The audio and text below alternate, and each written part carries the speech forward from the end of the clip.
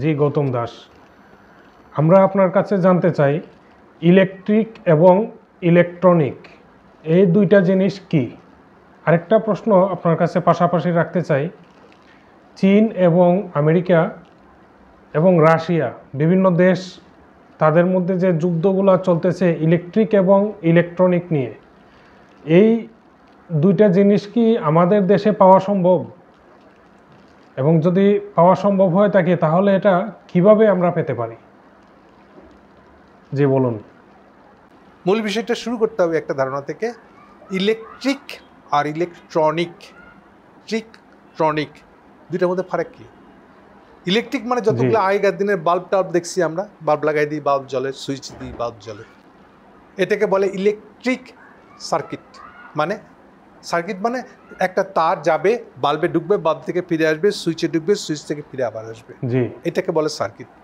তাহলে এটা electrical circuit হবে তখন যখন ডাইরেক্ট একটা 60 ওয়াটের বাল্বে, আগেকার দিনের বাল্ব হলে ভালো, সাদা বাল্ব হলে হবে না, আগেকার দিনের বাল্ব গোলাটে হলুদ টাইপের বাল্ব যেটা ছিল, ওই বাল্ব ভিতর দিয়ে আসবে, এসে এটা হলো ইলেকট্রনিক ইলেকট্রিক সার্কিট এটা।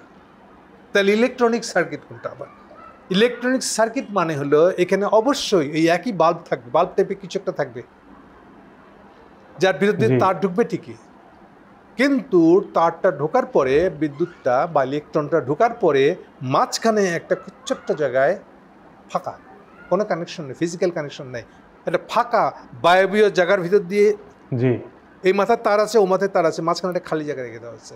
ছোট্ট হতে পারে, বড় হতে পারে। এরকম যদি থাকে তাহলে এটা এরপরেও এটা একটা সার্কিটই হবে, এরপরেও ওইটা বাল্বটা জ্বলবে। যদি এরকম হয় তাহলে এটা ইলেকট্রনিক। সুবিধা কি? সুবিধা হলো যে কোনো ছোটো সার্কিট হতে হলে, ছোটো সার্কিট মানে কম্পিউটার বা এই যেগুলোকে আমরা বোর্ডের ভিতরে অসংখ্য তার থাকে, অসংখ্য সার্কিট থাকে, একটা ছোট্ট জায়গার মধ্যে থাকতে হবে। এটা করতে গেলে ইলেকট্রনিক সার্কিট ছাড়া, ইলেকট্রিক দিয়ে হবে না, কিন্তু এটা প্রচুর বিদ্যুৎ খায়। ইলেকট্রনিক সার্কিটটা খুবই কম বিদ্যুৎ খাবে। কেন? ওই যে বললাম মাঝখানে একটা গ্যাপ আছে, তারটা ডাইরেক্ট না, কিন্তু ডাইরেক্ট একই তার যায় না, মাঝখানে বাল্বের ভিতরে, এটার ভিতরেও আছে দেখবেন, আমাদের সাদা বাল্বের মধ্যেও আছে দেখবেন যে মাঝখানে একটা গ্যাপ আছে, এই গ্যাপের ভিতর দিয়ে, ফাঁকা জায়গার ভিতর দিয়ে ইলেকট্রন ফোর্সফুলি পাঠানো সম্ভব। এই পদ্ধতিটার নাম হলো ইলেকট্রনিক পাঠালেই পরে। এটা শুরু হয়েছিল ডায়োড, ট্রায়োড, এই ধরনের ডায়োড টাইপের লাভ। ডায়োড শব্দটা মনে রাখেন তাহলে বুঝবেন, ডায়োডটা টেকনিক্যাল টার্মটা। ডায়োড মানেই হলো মাঝখানে কোনো একটা গ্যাপ আছে, কন্টিনিউয়াস তার নাই, কিন্তু তাও বিদ্যুৎ যাবে এবং ওই জায়গাটায় ওটা জ্বলে উঠবে ইলেকট্রনিক পর্যায়ে, এবং এই জন্য আলো পাওয়া যাবে। তো এটা খুব ছোট্ট জায়গার মধ্যে সার্কিটটা করা যায়। সো যত কিছু আপনার মানে কম্পিউটার জাতীয় জিনিস ফাইনালি আসছে আমাদের মোবাইল, যে কোনো ছোট সার্কিট বানাতে গেলে আপনার ইলেকট্রনিক সার্কিট ওটা হইতেই হবে। ইলেকট্রিক্যাল সার্কিট দিয়ে এটা করা যাবে না, কারণ এত অসংখ্য তারের কাছাকাছিতে মারা যাবে। সো এরপরে কি করছে এবার, এই যে ছোট্ট সার্কিটটা করবে এই জন্য আগে একটা বোর্ড বানাইছে, বোর্ডের মধ্যে তারগুলোকে রেখে দুইটা তার আবার যেন না টাচ করে সেই জন্য মাঝখানে একটা প্লাস্টিকের কিছু একটা ঢেলে দেওয়া হয়েছে, মানে একটা তরল ঢেলে দেওয়া হয়েছে, যেটা একটার সঙ্গে তারের সঙ্গে আর একটা তারের কোনো সম্পর্ক নেই, টাচ করবে না আর কি। ফলে অল্প জায়গার মধ্যে একটা সার্কিট বোর্ড, এই যে বোর্ড বলা হচ্ছে ওই জন্য সার্কিটটাকে একটা বোর্ডের মধ্যে করা যাবে, একটা বোর্ডের মধ্যে খুব হালকাভাবে জিনিসটাকে বানানো যাবে। সো এই হচ্ছে ইলেকট্রনিক সার্কিটের বিষয়টা। কিন্তু এত কথা বললাম কেন? এর সাথে এই বিরল খনিজের কি সম্পর্ক? এখন আসেন যেটা প্রথম কথা হলো, আমাকে তার মানে ইলেকট্রনিক সার্কিট লাগবে, আর কম বিদ্যুতের জিনিসটা সারতে হবে, আর আরও আছে, এই আর জিনিসের মধ্যে এখন আছে। হবে কি, এত ছোট জায়গার ভিতরে এত কিছু করার সুযোগ থাকা সত্ত্বেও একটা অসুবিধা আছে। কি অসুবিধা? এই বোর্ডটা গরম হয়ে যাবে, কারণ প্রচুর হিট জেনারেট করে এটা। এই হিটটা এটা পুড়ে যাবে। তার মানে কি পুড়ে যাবে? যে ধাতু দিয়ে ওগুলো বানাইছি বা ইভেন যে প্লাস্টিক দিয়ে, ওটাও জ্বলে যেতে পারে, কারণ ভিতরে এত হিট জেনারেট করে। তাহলে প্রথম দরকার এমন একটা ম্যাটেরিয়াল যেটা এত হিট জেনারেট করলেও এটা গলবে না, মানে উঁচা মাত্রার একটা হিট সহনশীল ধাতু দরকার, এর চেয়ে আসল দরকার। সো যত ছোট ছোট সার্কিট তত এই ধরনের খনিজ লাগবে ওইটা। এই জন্য বলা হচ্ছে অ্যাপেল কম্পিউটার, অ্যাপেল মোবাইল, মানে এনিথিং ছোট সার্কিট ঘন হয়ে বানাতে চাইলে আপনার ওই ধরনের খনিজ লাগবে। এইটাই হচ্ছে বিরল। বিরল মানে রেয়ার, রেয়ারের বাংলা আমরা করেছি বিরল।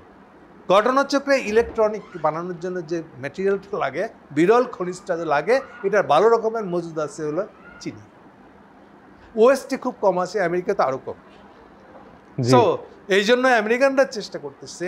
আচ্ছা, এখন আসি আরেকটা ফেজ, আরেকটা আলাপটা হলো, আপনি যদি ওপেন দুনিয়া রাখেন তাহলে যে কোনো দেশ থেকে কিনবে, র মেটেরিয়াল কিনবে, র মেটেরিয়াল করে প্রোডাক্ট বানায়, প্রোডাক্ট বেচতে পারে। যদি তারটা কম্পিটিটিভ হয়, দামে কম হয়, আরেক দেশ নিবে, আমদানি রপ্তানি করে চলতে থাকবে। এটাই তো গ্লোবাল ইকোনমি, যে এই ধরনের খনিজ বাংলাদেশে পাওয়ার একটা সম্ভাবনা আছে। এই সম্ভাবনা আমি বইটা পড়ার সময় থেকে শুনছি, কিন্তু কখনো এটা নিয়ে এক্সপ্লোর করা হয় নাই। আর এটা করতে গেলে যে ধরনের গবেষণা করতে হয়, সেগুলোর কিছু খুঁজে দেখা হয় নাই। যেমন এগুলো সোর্সটা কোত্থেকে আসে, আসলে একটা বড় সোর্স হলো বালি আর কিছুই না, কোন জায়গা থেকে, উঁচা পাহাড় থেকে পানি গড়ায় গড়ায় আসতেছে। পানি করে কি, ওই পাহাড় পর্বতের ভিতরে ঘষে ঘষে আসার কারণে ওই ক্ষুদ্র ওই কোনাটায়, খনিজটা কোনো একটা পাহাড়ের মধ্যে ছিল, সেটার গা ধুয়ে পানিটা যখন আসছে, এটা আমাদের দিক করছে, জ্বলছে যে বালি, ওই বালির মধ্যে এটা পাওয়া যাবে। আমাদের বুয়েটে যে মেটালার্জি ডিপার্টমেন্ট আছে, একটা মেটালার্জি ধাতব বিজ্ঞান বলে একটা সাবজেক্ট আছে, মানে ডিপার্টমেন্ট আছে, ওদের কাজ হলো এগুলো খুঁজে বের করা। ওর এই তরফ থেকে সম্ভবত আমি নাম ভুলে গেছি এখন, আমাদের একটা ডক্টর কার্নি বলে একজন লোক, খুবই বিদ্বান লোক একটা, উনি প্রায়ই বলতেন যে এটা আমরা যদি একটা এক্সপ্লোরের নেওয়া যায়, প্রজেক্ট নেওয়া যায়, তাহলে আমাদের কক্সবাজার থেকে বহু ধরনের ধাতব জিনিস পাওয়া সম্ভব। সো ডেফিনেটলি এটা মোটেও কোনো নতুন জিনিস না, অবাক করা জিনিস না। যাদের দেশে এরকম বিরল প্রজাতির খনিজ পাওয়ার সম্ভাবনা আছে, আমাদের সম্ভাবনাটা আমাদের এখানে যতটুকু আমার মনে পড়ে, এটা হলো ওই বালিগুলোর ভিতরে পাওয়া যাবে। কিন্তু আপনি এটাকে আইডেন্টিফাই করবেন, প্রথমে লোকেট করবেন, মার্ক করে দিবেন, দাগ দিবেন, এই জায়গাকার বালিতে আছে এটা, তারপরে সেখান থেকে এক্সপ্লোর করবেন। এগুলো ইনভেস্টমেন্টের বিষয় আছে, আগ্রহের বিষয় আছে, উৎসাহের বিষয় আছে। আপনি যদি রাষ্ট্রের ক্ষমতা যাওয়াটাকে যদি মনে করেন চান্দাবাজির সুযোগ পাইছে, আমার এইটাই তো, এই ফেলে ছড়াই কাজ পাই না, অথবা যদি মনে করেন এখন আমার বাপের হত্যার প্রতিশোধ দিব, আপনার রাজনীতি মানে যদি এরকম হয়, আপনার বাপকে দেশের লোক কাঁদে নাই মরার দিনে, কাজে এর একটা প্রতিশোধ দিতে হবে, এটা যদি আপনার রাজনীতি হয়। বারে বারে বলছে, দেখেন আপনি হাসিনার মন্তব্যগুলো করেন, ও বিদ্যুতের দাম বাড়ছে, দেয় বিদ্যুৎ বন্ধ করে দেবো। চিন্তা করেন, এটা প্রধানমন্ত্রী এইভাবে কথা বলতে পারে? অলওয়েজ কথার ভিতরে একটা প্রতিহিংসা, যেন এটা ওর বাপের একটা তালুক, আমরা ওর একটা প্রজা, ও আমাদেরকে এগুলো বিদ্যুৎ সরবরাহ দিয়ে আমাদের বিরাট একটা খাতির করতেছে। এগুলো যেন বাংলাদেশের মানুষের সম্পদ না। সো এই যদি আমাদের রাজনীতি অ্যাটিটিউড হয়, এবং আগামী দিনের রাজনীতিতে যে উইকিগুলো দেখা যাচ্ছে, তাতে হলো যে কে কত বড় একটা চাঁদাবাজির একটা সুযোগ পাচ্ছে, এগুলো হলো এখনকার দিনের রাজনৈতিক আলোচনা। এগুলোকে পাশে ফেলায় রেখে আর কতদিন আমরা এগুলোর ভিতর দিয়ে চলবো?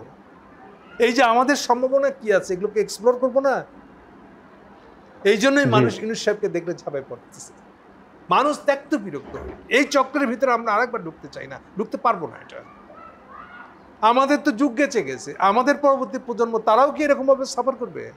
এটা হতেই পারে না। এই জন্যই উৎসাহ নেওয়ার, উদ্যোগ নেওয়ার লোক, নেতা, এগুলো আমাদের দরকার। সো এই জন্যই খনিজ সম্পদ পাওয়া যায় কিনা পাওয়া যায় না, এগুলো সাধারণ মানুষের মধ্যে ভীষণ কৌতূহল তৈরি করে। আসলে আশা করি এইসব দিক থেকে তাকিয়ে আমাদের মানুষও সচেতন হবে। ইউনূস সাহেব মতন যতদিন আছেন ততদিন উনি এগুলো নিয়ে একটা উৎসাহজনক কিছু উদ্যোগ নেবেন বলে আমি আশা করি।